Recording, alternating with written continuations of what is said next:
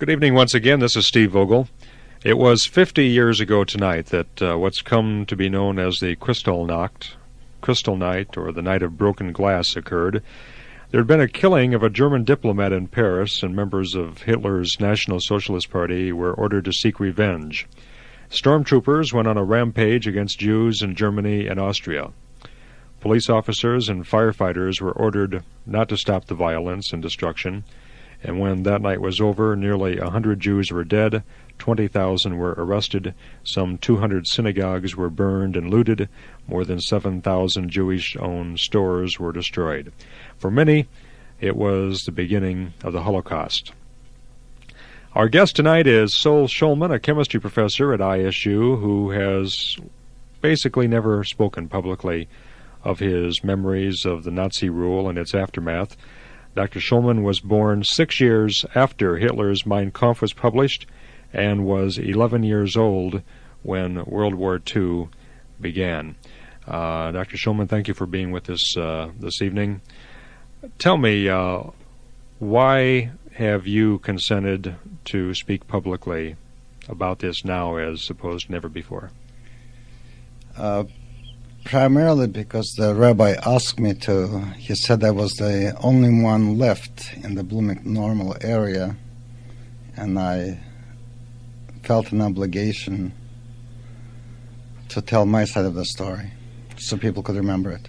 Why have you resisted, if you have, talking about it up till now? Because it was very, very painful.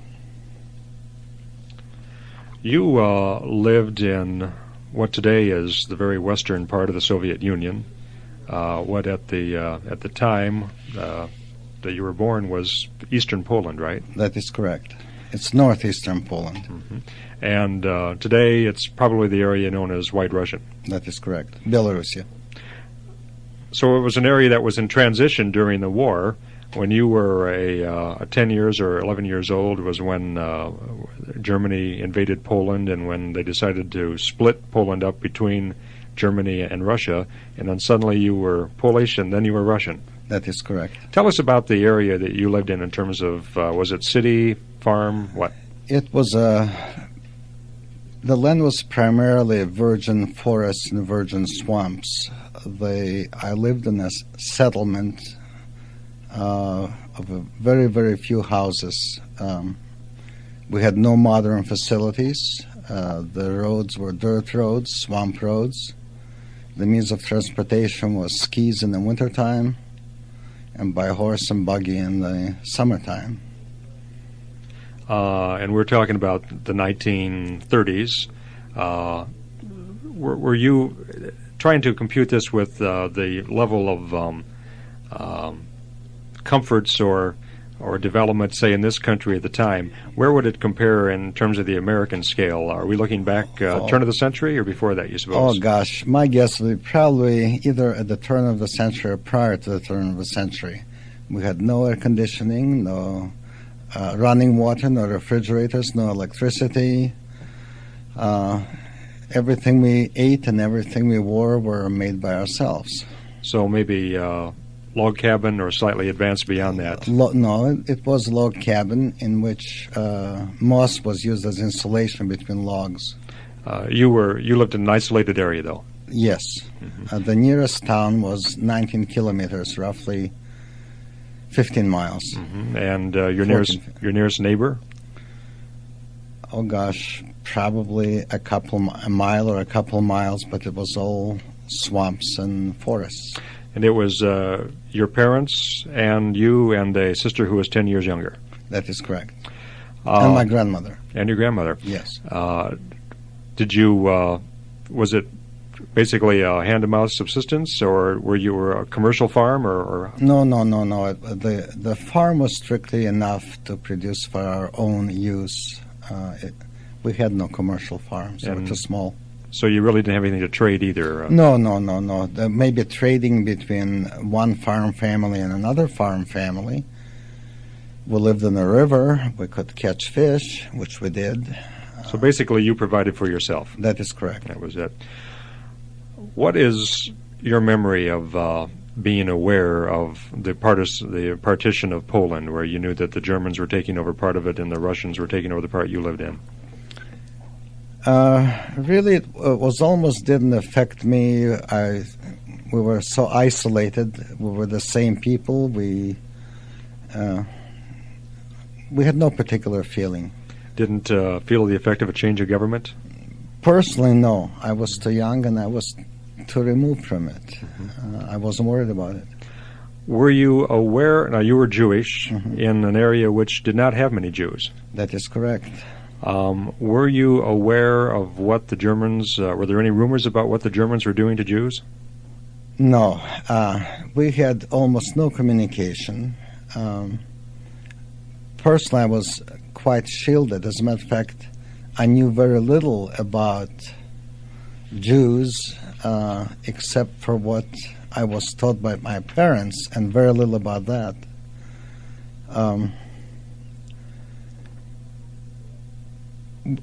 I really didn't know anything that the Germans did anything to the Jews. As I've said, we had no newspapers, no radio. It was highly isolated.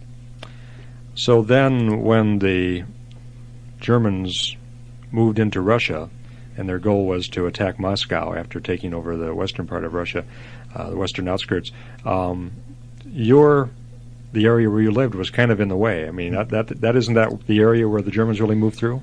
Yes, you should be aware that when Russia took over our part, our family moved from the settlement to a town called Smorgon, which was 50 kilometers northwest of the settlement I was in. Did you move in advance of the German takeover, or when they moved in? In advance of the German takeover. For self-protection, or what was the reason? No. It was just simply because in Azula there was not much for us to do, and we heard that kolkhoz would be coming around, so my dad went to work in the forest ministry as a warehouseman in Smorgon. So you moved there for opportunity more than protection? Yes. Smorgon, more of a Jewish community or not? Yes, there were quite a few Jews. I think there were about 3,500 before the war. When you say before the war, you mean before the Germans came in? That is correct. Before the war between Germany and Russia began? That is correct. What is your first memory of the Germans coming through? The war broke out on Sunday, June 22nd at 4 a.m. We heard it on the radio that the German bombers attacked Kiev, Leningrad. Then I saw on Monday that some Russian planes were shot down by German planes, and we had a first casualty where a man in a shoe shop looked out the window and a plane flew and strafed and he got killed. That was Monday. Tuesday, the next day, which is the third day of the war, the Germans marched in from the east. Later on I learned they were paratroopers. They looked like people. They wore different clothes and they spoke a language. I understood it. I knew German. And my father said, even though there were bad things said about the Germans, basically was a nation that produced writers, composers, philosophers, and he mentioned Beethoven, he mentioned Goethe, he mentioned Heine, he said a nation, Mozart, Haydn, a nation that produces that type of people couldn't possibly produce heathens, what we heard. That could have been communist propaganda. So he actually, at least publicly, admired the Germans. I wouldn't say he admired the Germans, but he felt that some of the, quote, rumors that were going around were probably incorrect. So there were rumors that the Germans were not kind, that they were evil, but you thought that was partly propaganda, at least. We thought was probably propaganda. When did you realize that the Nazis were what the rumors said they were? I don't know the exact time or date it was. Was it soon after they moved? Oh yes, within a week. You had some people getting shot. or hanged, but we thought maybe they were communists or maybe they were some crooks or whatever. Later on, they started making all kinds of rules. Jews, for example, could not walk alongside of the streets. They had to walk in the middle of the street where cattle and horses walked. Later on, Jews were required to wear a yellow patch on the left shoulder, on the left breast. Star of David patch? No, it was a circle, actually. At that time, we didn't have a Star of David. I don't know why in Smorgon that is what I remember. Then Jews were had to turn in any kind of valuables that they had, and then they were herded into a section of the town and moved with other families. When this was starting to happen, my parents decided we should move back to a town that was closer to the area that we lived in prior to the war. To an even more rural area then. Oh, yes. Smorgon was more of a larger city. Did the Germans at that time know that your family was Jewish? Oh, sure. But you still had freedom of movement at that point then? Where we lived, you moved by horse and buggy, and it was all highly undeveloped land, so really nobody could watch you where you moved. I mean, it was couldn't put up roadblocks. No, yeah. It was a very rural area. They were not highways. Mm-hmm. So we moved to a town called Kurenets. So this move was more for self-protection? Yes. We got closer to the land that we knew, and if we had to hide in the woods and swamps, we knew that area. Was the German army pretty prevalent in that area? They were only primarily in the cities. In the countryside, they were not. The area just too big. They didn't have enough Germans to cover all of it.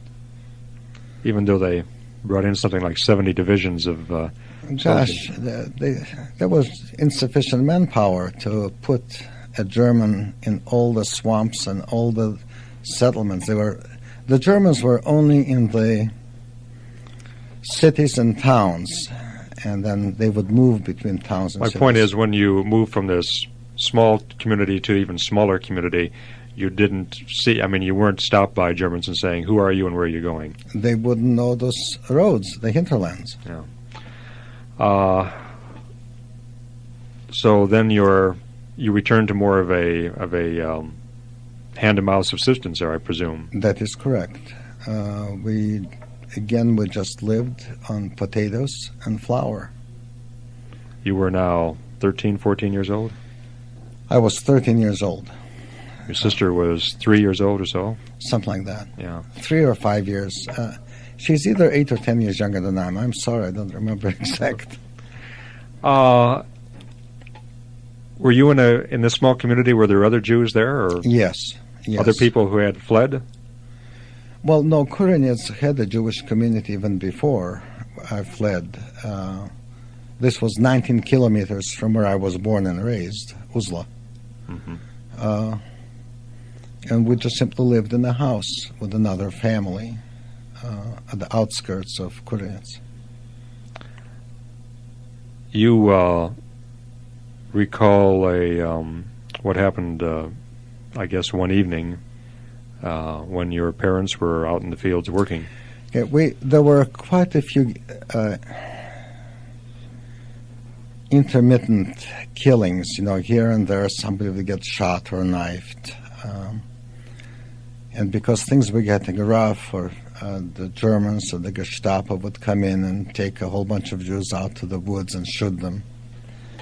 My parents, in their wisdom, sent my sister and my grandmother out to a Gentile farmer who lived near the house that we lived in the swamps.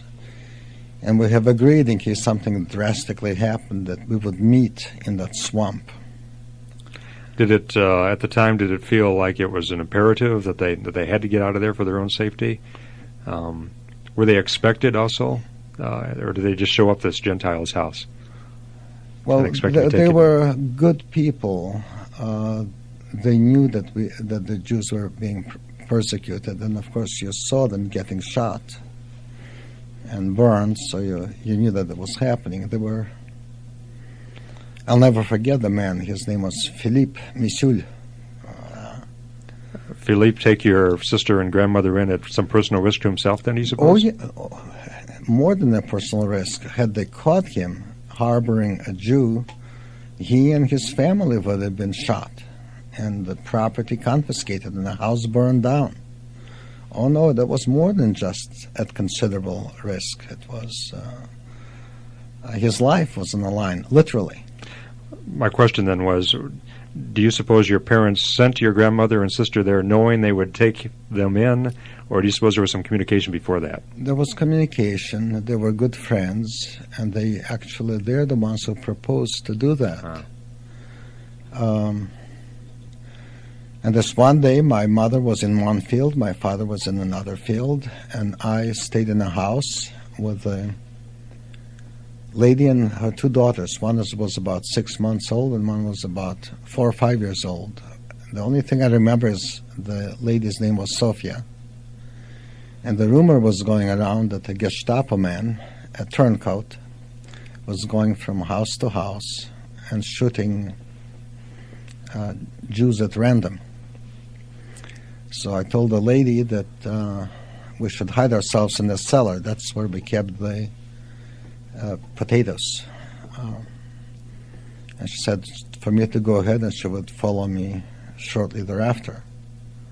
I went in and hid myself in the potatoes, covered myself with some straw. Then I heard voices up above, and then I heard 3 shots, and then quiet. I lay there until I could hear no more voices. When everything was quiet, I have no idea how long. When I walked out, it was dark, the moon was shining. I also felt something wet and gooey on me. When I got out of the cellar, I saw the 2 girls and the mother dead. They were shot, and I was covered with blood. So that night, I walked towards Azula. Actually, it was 4 kilometers beyond Azula into the swamp. And that was sometimes late 1941, very late fall. It was cold. And we stayed in that swamp then from 1941 until 1943. You rendezvoused there with your parents? Yes. They knew that there was trouble in the village and they automatically went there? Oh, sure, because they heard all the shots in the village. They did not know your fate? No. As a matter of fact, my mother went by herself, my father went by himself, and I went by myself. All 3 of us went separately, but we rendezvoused in the swamp. We built a little hut out of moss and branches and stayed in the swamp until 1943. For roughly 2 years? Yes. The food was very scarce. Our major staples were grass, mushrooms, cranberries, bark of trees, and we were very fortunate to get flour. We would then heat water and flour and drink that. Our bodies were swollen, particularly our stomachs and our thighs, from hunger. You were basically hiding out from the Nazis? Yes. That period? Not basically, we were. Yeah, period. Period. The winters very severe in that part of Russia? Oh, yes. Very cold. Again, if you were born and raised there, you knew how to cope with it. The German Nazis did not. So they would freeze to death. We could, with the moss, with the branches, with the snow, we could keep ourselves warm. Mm-hmm. Were there others hiding out near you that you were aware of? No, not in the swamp. The swamp where we were in were very, very remote. When the Germans tried to march through it, they actually sunk. Then when in 1943, when they started trying to get rid of the guerrillas, when they decided that they couldn't go through, they started bombing it. but the bombs were ineffective because they would go through the swamp, through the grass, and when they would explode very, very deep, you just simply hear a gurgle, but no damage. So it was your parents, your sister, and yourself living And my in this, grandmother. and your grandmother still in this hut That in is the correct. middle of a swamp. You would occasionally see Germans go through, or were you so far removed from them that you'd never see them? Oh no. I would, by 1943, I started working with the guerrillas, and I could see How did you become connected with them? The guerrillas was an unorganized, motley group of people who, by circumstances, had to take up arms in order to survive. It was not a matter of politics or fighting for a country. It was just simply how to stay alive. So by 1943, there were a lot of guerrillas or partisans. They were the Belarusian, the Russian, the Ukrainian, the Lithuanian, the two types of Polish. I was in the Russian group.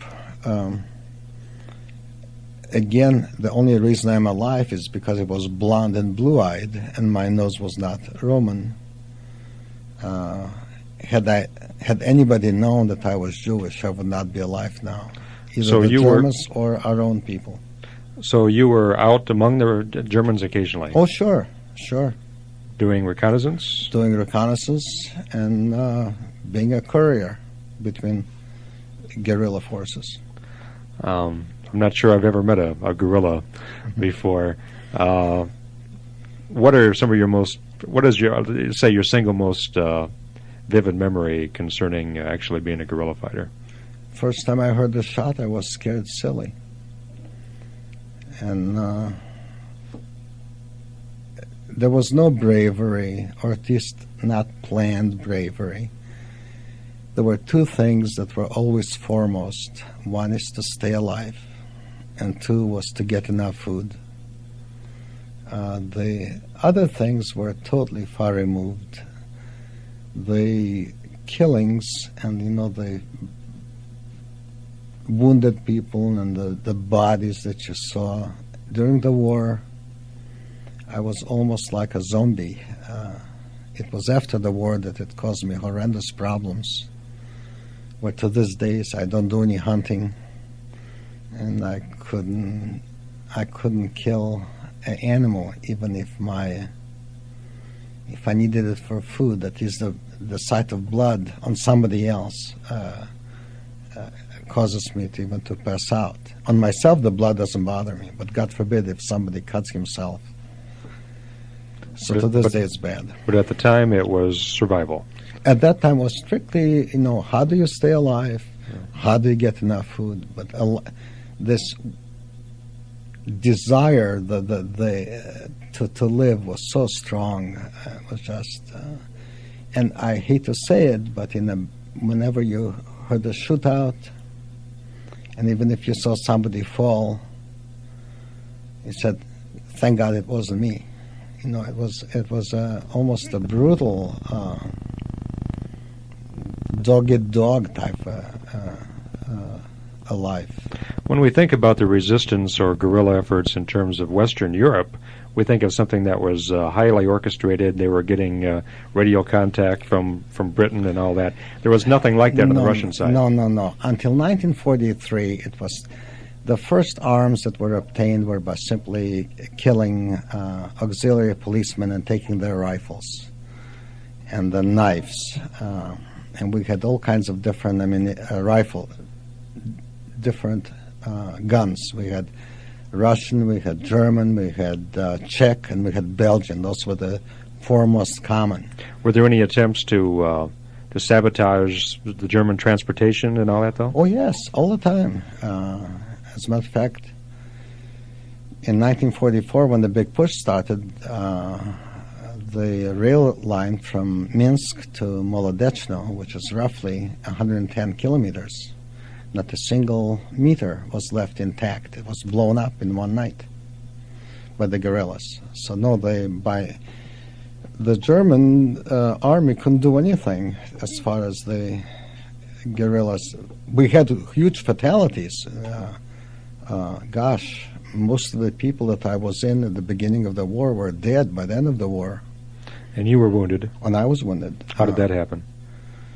I don't know. I was running, and then it was in the wintertime, and I think it was in September of 43. I was running, and then I got back to the swamps, and my hand was in a glove. It was cold. And I started taking the glove off, and then I felt pain. And when I took the glove off, I almost passed out. But I had part of my finger torn off, and part of the hand a bullet must have hit it as I was running. What precautions, I presume you had to take some type of precautions to make sure you weren't followed back to your family?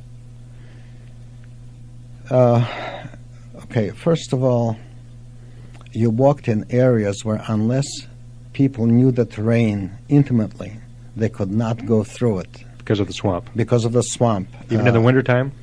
Yes, because it would not freeze. The snow would act as a blanket. So if a person stepped through the snow, particularly if it was soft snow, he would just fall right through it. There was no danger in being followed through. Yes, in the wintertime when there was snow, you would never walk when it would be totally no wind and clear, and you wouldn't light fires. You always walk when there was a wind and dry snow, and you took a branch behind you and covered your steps, and the wind then would take care of the rest of it. So really, there was danger, but still in the place where we were at, we could hear the Germans talking. About 5-6 miles from us, you could see the Germans walking around. Was your father involved in the resistance as well? Yes. As active, more active than you, or what? No, probably a little bit less. Did you work and travel with him, or? No. Each one was different. I was in a brigade called Suvorov. It's the name of the brigade. As a matter of fact,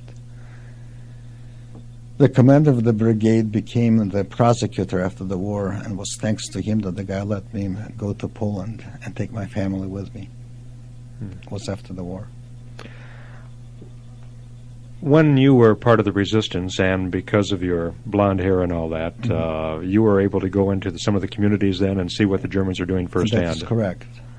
I should also tell you that at the same time, my grandfather was about 95, was also a farmer, was burned alive. They poured kerosene at him, lit him, and told him to run. They thought it was so funny to see an old man run. It's I'm sure it's difficult to talk about, but it's one of the reasons we're here tonight, to make sure these memories don't go unreported and unremembered. What is in all your times of in Eastern Poland, what is the most vivid and difficult thing to think about? Is that people could be so inhuman that I saw a German soldier talk about his family while he was shooting innocent people, women, children, as if those were not really people. I could never comprehend that the populace would turn in Jews for 3 kilograms of salt. That was the reward for... That was the reward for informing that somebody was Jewish. What was vivid is that you didn't have to do anything bad, even whether you were a child or a senile old man, or healthy or ill. Just because you were Jewish, that was sufficient reason to be killed. And if you had to be killed, you were lucky to be shot. There were other means that they used to kill people, including burning alive. I've seen in the town of Kurenets Jews being herded into a sort of like a barn-like structure, And I closed the door from the outside with a board, and they lit it and let it burn, and you could hear the screams. I saw people being put in a ditch and throw a grenade that was still alive, and I just simply told them to cover it up, or else bring one group of people, shoot them. When they fell down, bring another group of people, shoot them. Those are the things that, just incomprehensible, that it was sanctioned by a government, and that people were quiet about it. They didn't do anything about it. Some of the Nazis' worst extermination camps were in Poland. Mm-hmm. In fact, probably within a few hundred miles of where you lived. Were you aware of what was happening there, that they were being shipped out? Okay, I knew. I'm talking now after the war. I knew about all of them. I visited several of them. But when I was in the woods and the swamps, I knew that near Vilna there was sort of like a suburb, I guess, called Panary. And they had, before the war, they were built huge holes in the ground to hold gasoline tanks for the airfields. It was an airfield. And then the Nazis then took the people from the ghetto in Vilna, and took them out there and shot them, and they put them in those holes. Then in 1944, early 1944, when the Nazis knew there was a push by the Russian army, they started to dig up some of the bodies and try to burn them.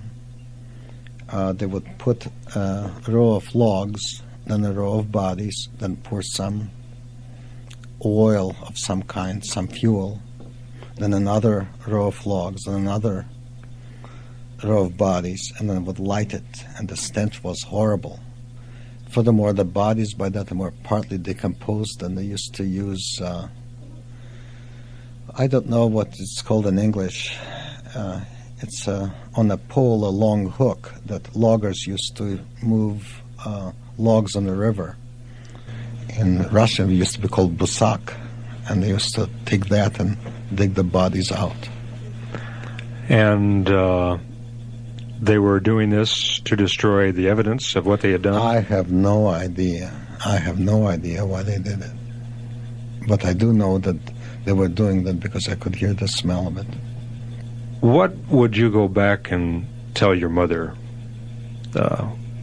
about what you had seen? Were you and your father protecting her from what was happening here? No. My mother saw it. She heard it. It was difficult to accept that human beings could do this to other human beings. It was just incomprehensible. She knew what was happening. My gosh, she was right in the middle of it. It's just because of that I don't ever want to go back to Europe again. To me, it's too bloody, too many bad memories. I don't want to see where I was born and raised. There are too many places where I saw people suffered, and it's very painful. I couldn't do it. Just talking now is not exactly something I looked forward to or that I'm enjoying it. It's extremely rough. I'm doing it because, as the rabbi said, I'm the last guy to survive in this area. And if I don't say it, who will?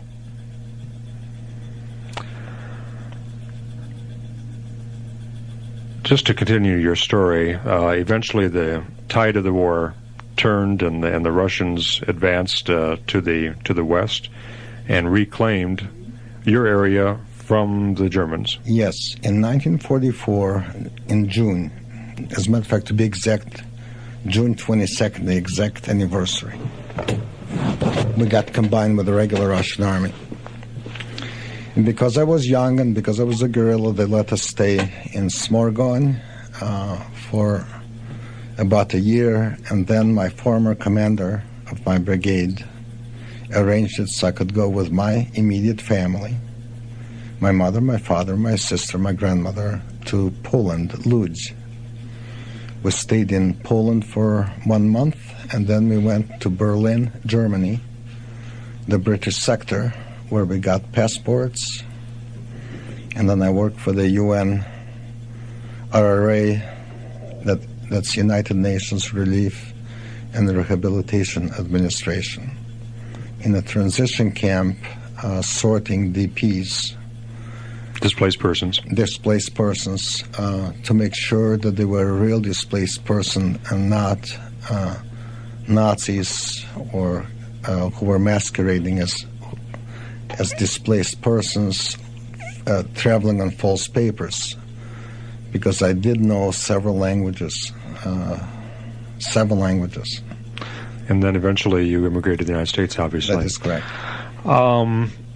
When was it that you personally became aware of the atrocities that were going on in Poland and Germany at the camps? In the camps or in the villages? Well, in the camps, I guess my question is, was after the war? Oh, no. The Ponary, near Vilna, that I knew as early as 1942. I didn't know anything about Majdanek or Buchenwald or Auschwitz or Dachau or Bergen-Belsen or Theresienstadt. Those I didn't know until after the war, or right when we liberated those areas. But as far as, having death camps like near Vilna, that we knew, or in Minsk, for example, where people were shot en masse, we knew that too, that there was a total annihilation of Jews, we knew by 1942 that is happening. But the sheer numbers and the way in which they were exterminated, was that you talked about how you could not understand this human inhumanity. After everything you had seen near where you lived, were you then surprised still by what you learned later? No, because, again, you judge what's happening outside of you of what's happening right next to you. When I saw the number of Jews that were killed in Kurinets and Smorgon, and then what I heard that in all of the other small towns, all the Jews were exterminated. And that was not a surprise when I heard that the ghetto in Vilna got also exterminated, killed off. So when it could happen in Smorgon, Kurinets, Molodechno, Vileyka, Oshmiany, Vilna, then there was no surprise. It was also happening in Łódź or in Poznań or in Krakow or in Minsk or in Vitebsk or any place else. Sure, after the war, or even 1945, prior to the end of the war.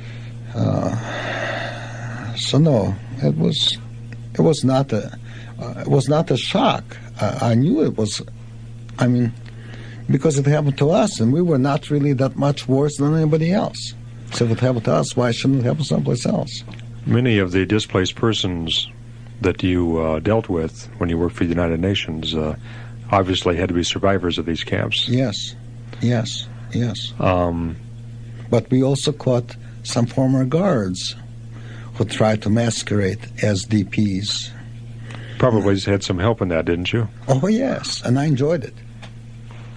Yeah. By enjoying it, I was very happy I got them, and I would do it again. You should be aware that when it comes to Nazism, I cannot give you a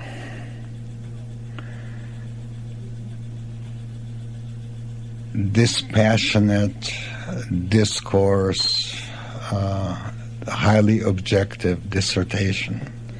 It's highly personal, highly emotional, and it's a very, very painful experience. Even though as a scientist, I'm trained to be very, very logical. When it comes to World War II, my experiences, I'm frankly not that dispassionate. I cannot give you a discourse. I don't see how anyone could expect you to be. What When you worked with these people who had seen the worst in some of these extermination camps and had survived somehow, or the slave labor camps and the like, and you heard them tell their stories and the like, what could you say to them? Well, they suffered and we suffered. It's a different kind of suffering. I mean, they were swollen from hunger, and I was swollen from hunger. It's one thing to think that you're hungry, but if you know that there is food in the refrigerator, it's not really hunger. It's another thing to be hungry and there is no food, and you start swelling up. So whether they were in Majdanek, or they were in Panari, or they were in Kurinets, or they were in Molodechno, it's irrespective. The oppression was the same, and you had hangings in the death camps, and you had hangings in the little villages and in the little shtetls, and in a settlement, and you had knifings in the camps, and you had also knifings in any place. So it was simply, we were all the same in a sense. We were all victims of Nazism. So we could understand and feel for it. I didn't have to be in Majdanek to know exactly how those people felt, because you looked in the eyes of the death all the time. You couldn't believe that this was happening, even though when you saw it. You were always, our number one thought always was how to survive. Our number two thought always was, how do you get enough food? And not fancy food. Gosh, no. Potatoes, bread. I didn't even ask for milk. It was a matter of survival, to stay alive, and how to get food. And even to show you that it was about 5 years after I came to the States that I stopped hoarding bread. I could, whenever I would see a loaf of bread, I wanted to take a loaf of bread. And as far as other experiences, oh gosh, even in 1955, I came to the States in 1947. But in 1955, when a plane would fly, and I would be sound asleep, and I would jump out of bed. Partly because I couldn't tell from the sound of the plane which plane it was. In World War II, by the sound of the plane, I could tell if it was a Messerschmitt, or a Junkers, or a DC-3 Superfortress. So there's some of the things that are just, I don't think I'll ever be able to overcome. The war did teach me to value education very, very much. I came to the States with the 7 grades of grade school. I didn't know the English language. I received, through the fantastic help of the people in the United States, some people who advised me to go to university. I thought I was too old and I was not bright enough. I was not an aristocrat. Yet I made it. I got a PhD. I became promoted very rapidly. I was a research chemist for ADM. I never borrowed money from anybody. I didn't take any scholarships. I worked 70 hours a week when I went to school, and I made it through. So I'm not too sympathetic to some kids who come to school and they tell me they have a rough time. What became of your parents and your sister? We all came to the United States. My father died about, 9 years ago. My mother is still alive. She's in Seattle, Washington. My sister got a BA in English, and she married a pharmacist, and she also lives in the state of Washington, Mercer Island.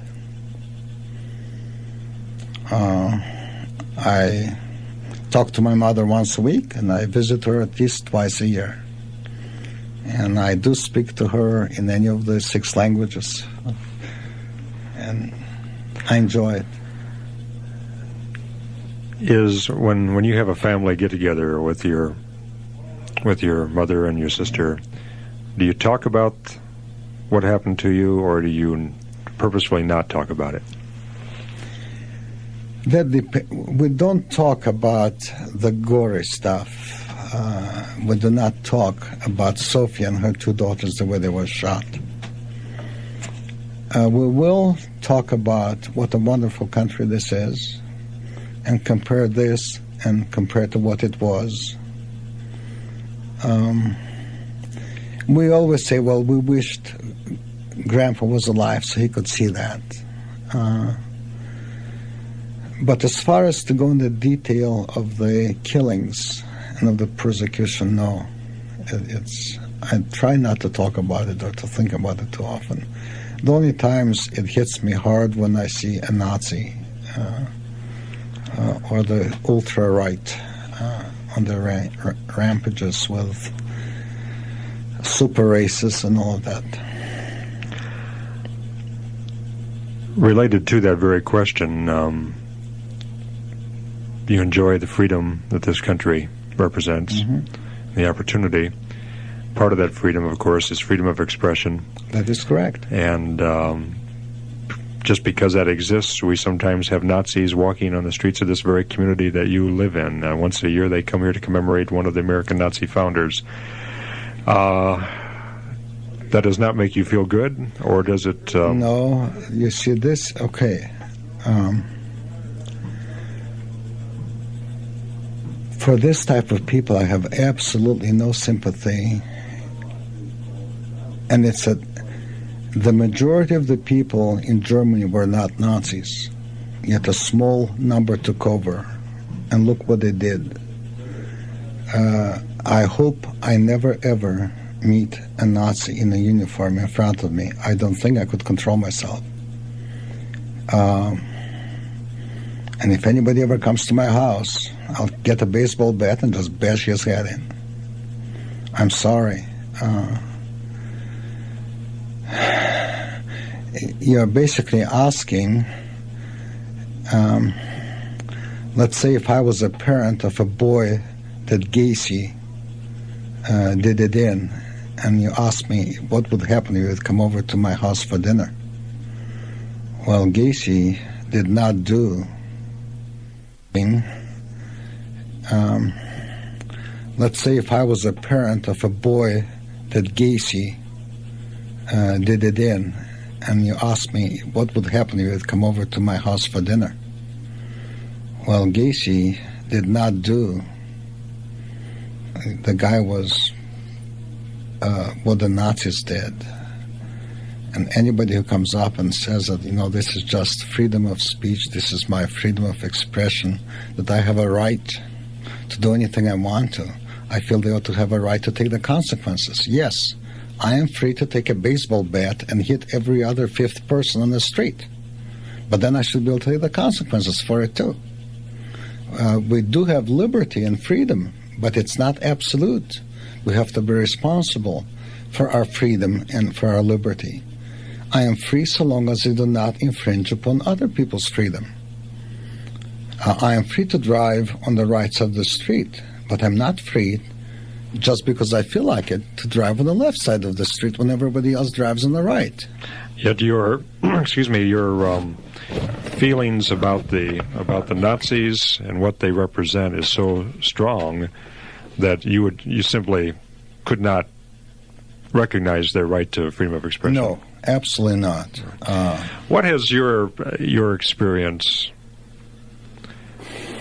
and the humanity that you've seen, what has it done to your faith in humanity? I found that people are people, irrespective of nationality or race or religion.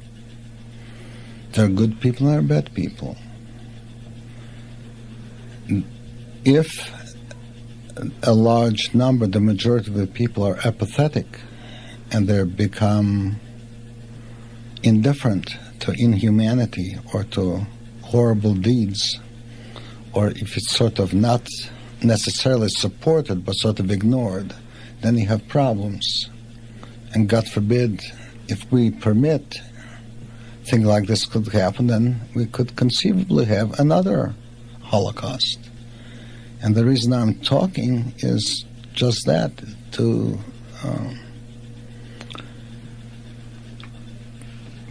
perhaps the new generation will remember that you cannot sit quiet and let inhumanity occur. President Reagan, just a week or so ago, finally signed the Genocide Treaty, which the U.S. Senate had not passed for years and years. Right. It has. Are you glad he signed that? And do you think something like that does any good on a world level? I'm glad he signed it. Whether it does any good or not, I don't know. As you well know, the Nazis signed a non-aggression treaty with the Soviet Union. What did that mean? It only works for people who abide by the laws and rules and regulations of common decency. But if somebody is a Hitler or a Mussolini type, to them a word of honor does not exist. The end justifies the means. This is why I do not particularly trust Nazis. And I'll be quite blunt with you, I do not trust the communists either. So the treaty is only as good as the people who are willing to abide by it. Exactly. One of the more painful things about the whole Holocaust experience, thinking back on it for people, is whether people did as much as they could have to resist. The Allies, even the victims. You talk about the Jews themselves. Number one was survival. Number two was try to get enough food. Sometimes people say the Jews did not resist enough themselves. Okay, there were three things that people probably don't realize. First of all, we could not believe that anybody could do a thing like this. You just don't exterminate a human being for no reason whatsoever except for his religion. That's number one. Number two, Jews as a group at that time were passive. They did not believe in violence. That is, in where I was born and raised, and the small shtetls that I was familiar with, I never heard of a Jew being a murderer or... Jews were not allowed to kill animals, as you well know. It was they had to have a special shochet even to butcher animals. That we didn't do hunting, so we were not a fighting group. Number three, there were no guns. Nobody had guns. How can you fight? How can you find with a butcher knife, not a butcher knife, a regular kitchen knife, somebody who has a automatic rifle on you? And yes, after it started happening, there were uprisings, like in the Warsaw Ghetto, for example. I'm sure you heard of that. Yes, there were also Jews who would fight without any chance of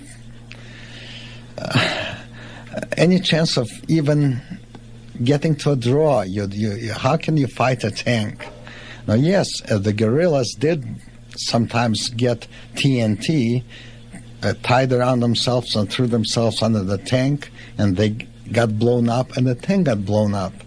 But as the population, the Jewish population at least, didn't have the arms, nor was it trained to do the fighting. My 95-year-old grandfather, who was burned alive, he would never dream of shooting anybody. Why would somebody want to kill him? And if he was given a gun, he wouldn't know what to do with it. What about the outside world in terms of doing enough? To be quite blunt with you, I thought the outside world didn't give a damn. Maybe they gave lip service, but if they wanted, they could have done a lot more. You take a look what has happened. Nobody admitted refugees. When Germany was willing to kick Jews out from Germany and Austria, very few places admitted them. Palestine was not even open for them. I honestly think that they felt like the general population in Eastern Europe felt, well, they're just a group, so what? Let's get rid of them. We're just about out of time. There are people listening tonight who find this an interesting history lesson and are grateful to hear firsthand experiences, but they say something like this never could happen again. Yeah, I know you would like to think something like this would never happen again. Do you think given today's world, our knowledge of the Holocaust, the communications which exist in today's world, do you think something like this is still possible? Yes. Look at the war between Iran and Iraq. What did we do when we heard about the chemical warfare? Look what happened when in Syria they killed off, 5,000, 50,000 people. Did anybody give a hoot? So I don't know. But remember, I'm just a layman. I'm not an expert on political science or politics or diplomacy. I don't know. I'm just a chemist, a human being who went through the World War II. But anything is possible. That people have to be vigilant and remember what can happen. I suspect you will be among those who are at the Kristallnacht observance tomorrow night. Yes. What will you be thinking tomorrow night? Thank God I'm alive.